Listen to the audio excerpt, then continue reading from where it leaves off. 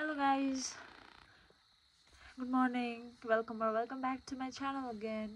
Hope the person चाहिँ हुनुहुन्छ होला हो अन्त म पनि ठिकै छु अन्त आज चाहिँ म घर आइरहेको छु मेरो यता माइत घर हो म चाहिँ अहिले बाहिर बसिरहेको छु दैलो बन्छ नि त सबै माथि हुनुहुन्छ रे भोलि चाहिँ यहाँ हाम्रो बहिनीको चाहिँ कजनको चाहिँ थ्याङ्क्सगिभिङ मास छ नि त अस्ति सिस्टर भएको 12 तारिक अनि भोलि 16 तारिक चाहिँ धन्यवादको मिसा छ नि त त्यही भएर चाहिँ म आएको हो सबैजना माथि हुनुहुँदो रहेछ अन्त दादा चाबी लिएर आउनुहुँदैछ अन्त म चाहिँ पर्खिरहेको छु अहिले चाहिँ कति 11 बज्यो हो म चाहिँ बिहानकै गाडीमा आएको नि त त्यही भएर अब पर्खिरहेको छु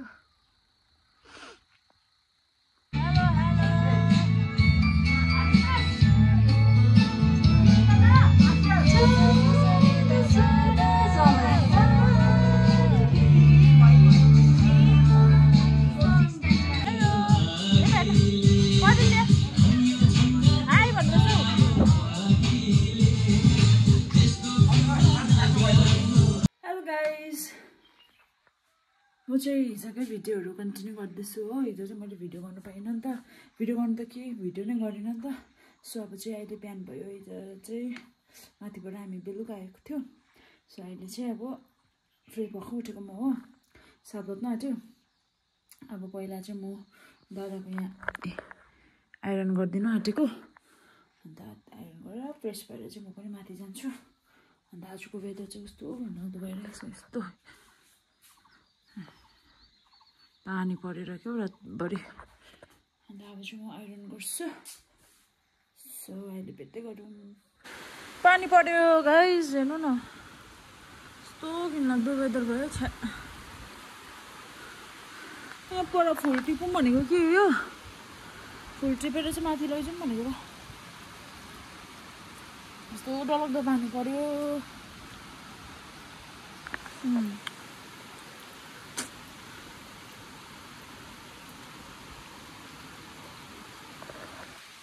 जाउँ भनेको त माथि म चाहिँ अहिले ब्ल्याक कफी खाँदैछु आज प्रोग्रामकै दिनमा यस्तो पानी पर्यो घिनलाग्दो यस्तो छ अरे हाम्रो गाउँ चाहिँ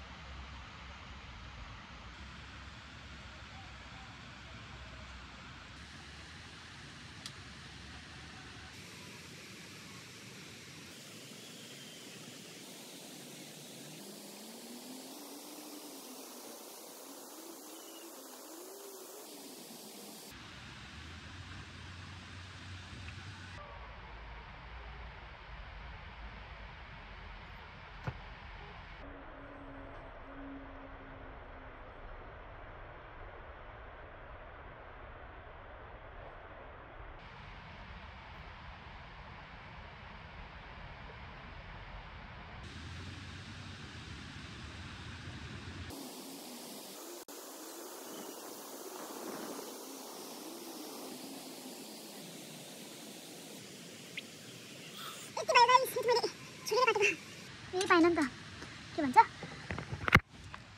सिजरै पाइन कि अन्त छुरीले काटेको बिचमा यहाँ पनि छ यो चाहिँ अस्ति फेरेको थिएँ फुयो चाहिँ मजाले फुलेको रहेछ यहाँ पनि चेन्ज गरेको रहेछ अस्ति हाम्रो बेदीमा आमाले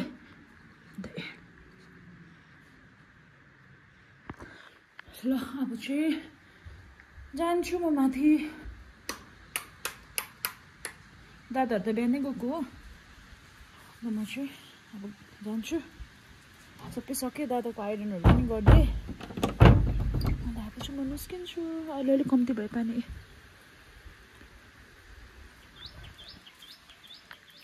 अब चाहिँ जान्छु म हाम्रो टेरेसमा चाहिँ अहिले यस्तो छ यहाँको अघि यति फुल फुलेको यहाँ बेदीको पनि हालेको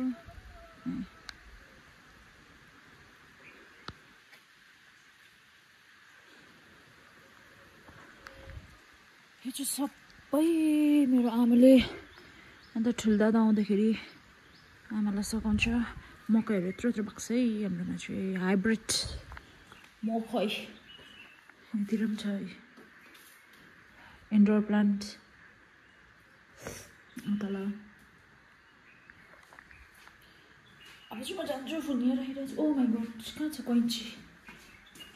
कैँची हेऱ्यो यो छोरी। पानी रोक्यो अब चाहिँ म गएको ल।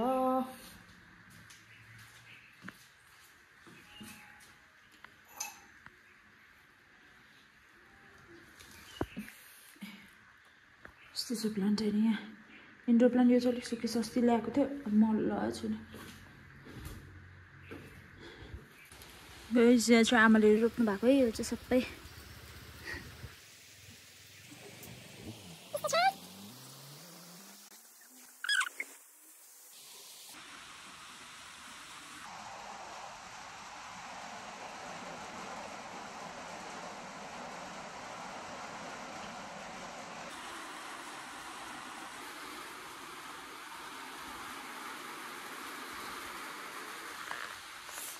यहाँ तल पनि छ देखाउँछु ल मैले।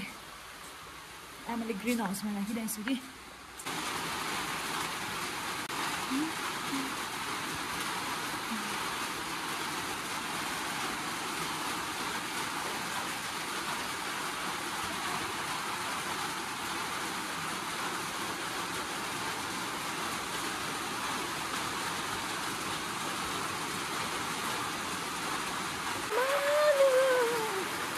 यहाँबाट पनि फुल कटिङ।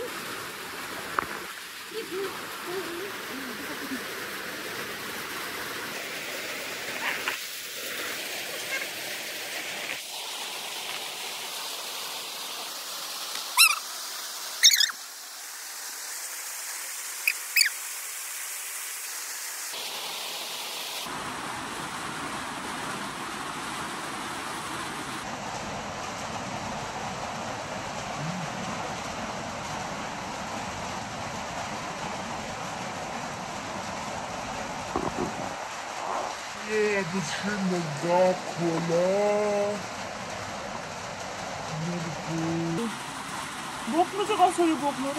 त्यो त होस् आमा होस् होस्।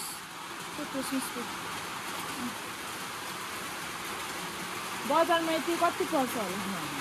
म खाता त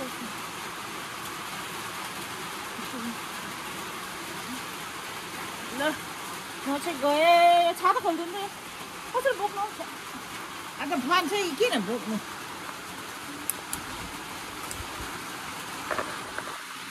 आपकी लाइव क्लासेस लेते हैं और ये बैच बहुत ही ज्यादा अफोर्डेबल होने वाला है। अगर आप लोग एक 2022 का गोल है और आप रेडी हो नीट के लिए सीधे टक्कर देने के लिए तो नीचे दिए लिंक यो चाहिँ बिचमा हाल्दिनु नि छिटो। या त देख्दैनौ है माटो मरेर लाग्यो। भयो त्यति भए यतिकै हाल्दिने अलिक ठुलो हाल्नु पर्छ।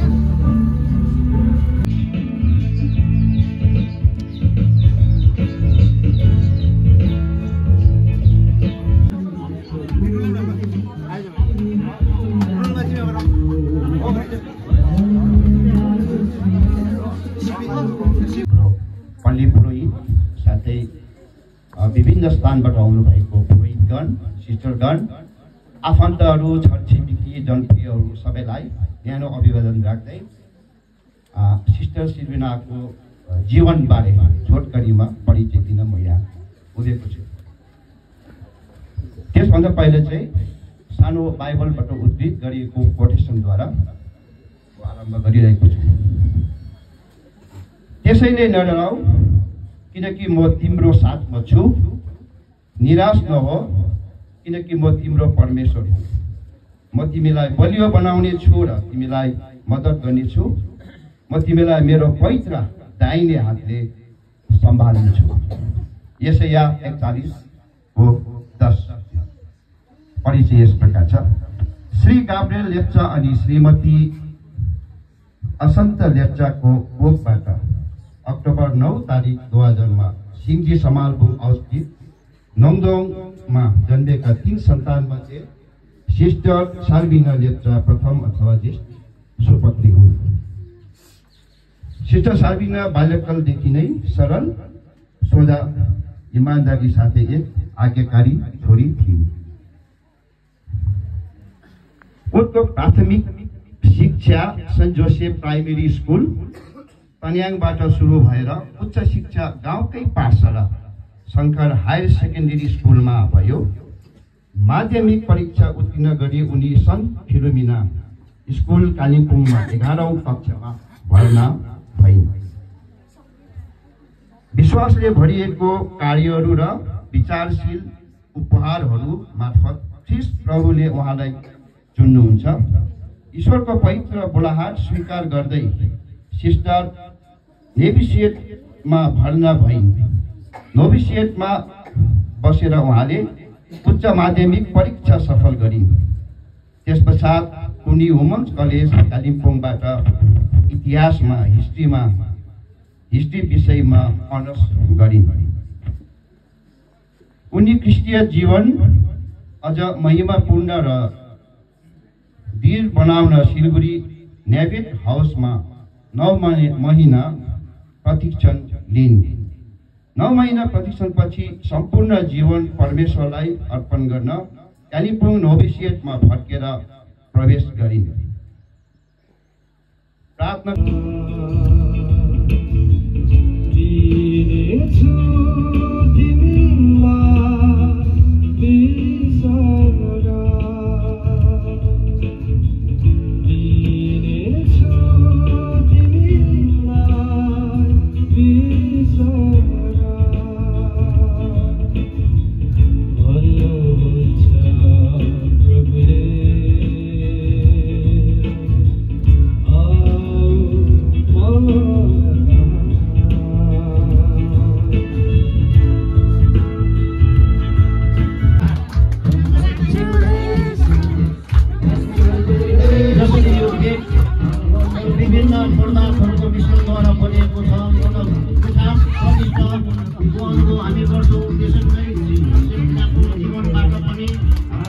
उदाहरण लिएर अघि बढिदिनको निम्ति विशेष गरी प्रार्थनामा हामीले सबै जारी राख्नु भने हामी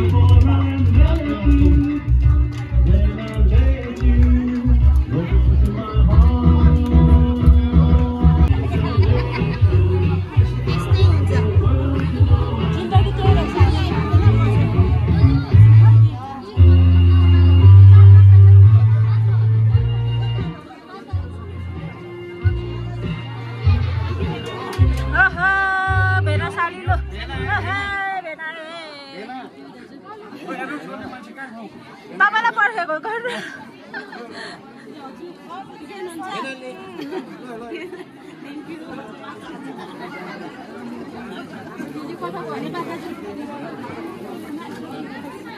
नै चुन्डी दिए ल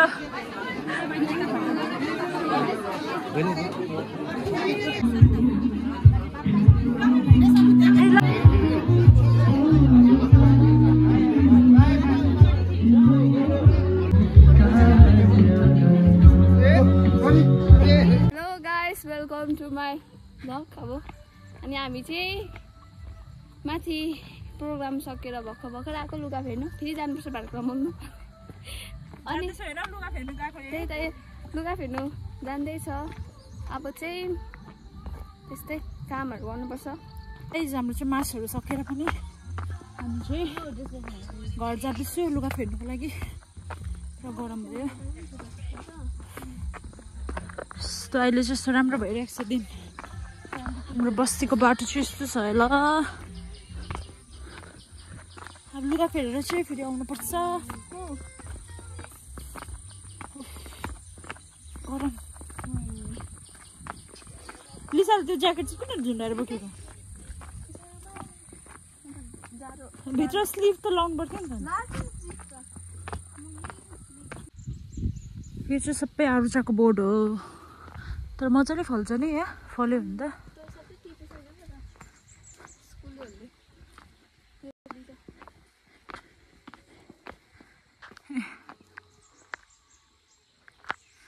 आरुचा छ। मामाहरूको मकैबारी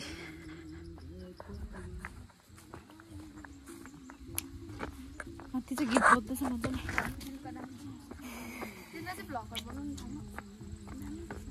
गरम भयो अब बिहान त कस्तो पानी परेको। अहिले चाहिँ ढुलुक्क लागेर चाहिँ कहिले पेन्टकोमा तल रहेछ नि त रहेछ त सिस्टरहरू त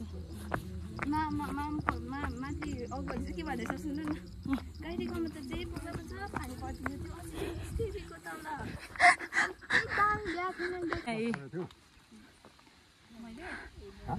तल बाटोमै बधाई हुँदैछ यहाँ चाहिँ कस्तो लाग्दैछ दाजु त्यो अलिकति स्पिच ढुक्कै भइरहेको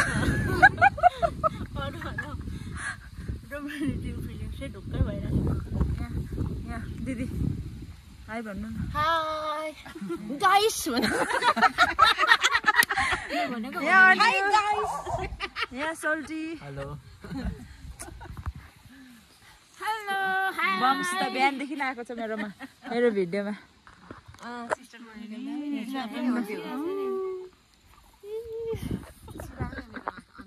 म चाहिँ अब माथि जाँदैछु अघि आएको हो अन्त आमाहरू चाहिँ सबै माथि हुनुहुन्छ अन्त म र बहिनी चाहिँ अब जाँदैछु माथि रात पऱ्यो 6:30 हुन आँट्यो